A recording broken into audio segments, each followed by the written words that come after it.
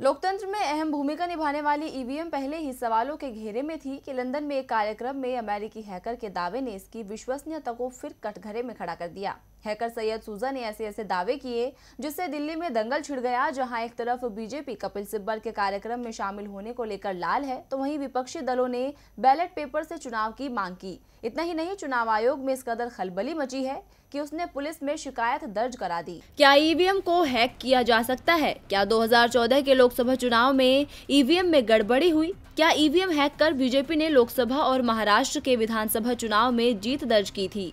क्या 2015 के दिल्ली विधानसभा चुनाव में आपने भी ईवीएम से छेड़छाड़ कर नया इतिहास रचा था? क्या बीजेपी के वरिष्ठ नेता गोपीनाथ मुंडे की सड़क हादसे में हुई मौत कोई साजिश थी? भारत से 6600 किलोमीटर दूर लंदन में अमेरिकी हैकर के दावे के बाद उठे इन सवालों ने देश में नया सियासी संग्राम छेड़ दिया है। बीजेपी ने आरोप लगाया कि ये दावे कांग्रेस की साजिश पर किए गए हैं। दरअसल बीजेपी कांग्रेस के खिलाफ इसीलिए मोर्चा खोल रही है क्योंकि लंदन में इंडिया जर्नलिस्ट एसोसिएशन के जरिए जो हैकथॉन किया गया था उसमें साइबर विशेषज्ञों के साथ कांग्रेस नेता कपिल सिब्बल भी शामिल हुए थे।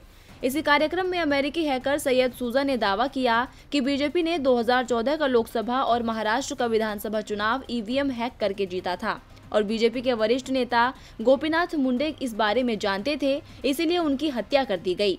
इसी दावे को लेकर केंद्रीय मंत्री रविशंकर प्रसाद ने कहा कि सैयद सूजा का नाम मैंने कभी नहीं सुना। वो विदेश की धरती से भारत के लोकतंत्र को बदनाम करने के लिए बकवास कर रहे हैं। उन्होंने पूछा कि कपिल सिब्बल वहां क्या कर रहे थे। वहीं बीजेपी के इन आरोपों के बीच कपिल सिब्बल ने कहा कि मैं निजी काम से लंदन गया था, मुझे बुलाया तो चला गया, इसमें कांग्रेस शामिल नहीं है। वहीं दूसरे दलों ने भी ईवीएम पर चर्चा की मांग की है।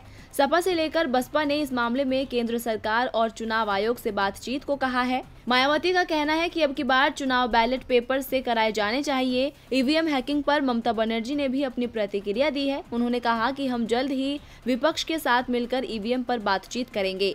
जहां इस मामले में सियासत गरमा रही है, तो वहीं दूसरी तरफ चुनाव आयोग ने हैकर के खिलाफ दिल्ली पुलिस में शिकायत दर्ज कराई है। आगामी लोकसभा चुनाव से पहले ईवीएम का मुद्दा फिर गरमा गया है। अब देखना होगा कि ये दंगल कब तक खत्म होता है। डीबी लाइव की रिपोर्ट।